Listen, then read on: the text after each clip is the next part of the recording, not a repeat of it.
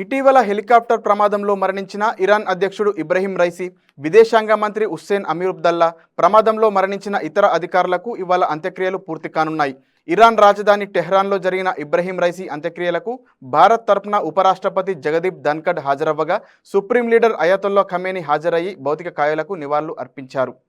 Helicopter ప్రమాదంలో మరణించిన Iran అధ్యక్షుడు ఇబ్రహీం రైసీ, విదేశాంగ మంత్రి హుస్సేన్ అమీర్ అబ్దుల్లా ప్రమాదంలో మరణించిన అధికారులకు ఇవాళ అంత్యక్రియలు జరగనున్నాయి.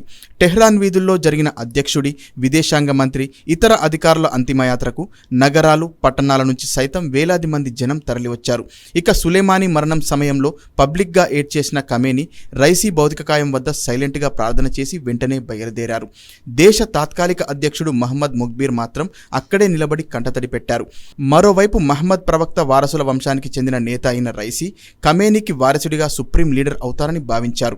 కానీ ఖమేనీ తప్ప ప్రస్తుతం బతికి ఉన్న దేశ మాజీ అధ్యక్షులు ఎవ్వరూ రైసీ అంతిమయాత్రకు ముందు జరిగిన ప్రార్థనలకు హాజరు కాలేదు.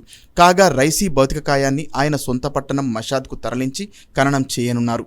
విదేశాంగ మంత్రి, ఇతర అధికారుల భౌతికకాయాలకు కూడా వారి సొంత ఊర్లలో అంత్యక్రియలు జరగనున్నాయి. రైసీ అంత్యక్రియలకు భారత్ తరపున ఉపరాష్ట్రపతి జగదీప్ ధన్కడ్ హాజరయ్యి భౌతిక కాయాలకు నివాళులు అర్పించారు.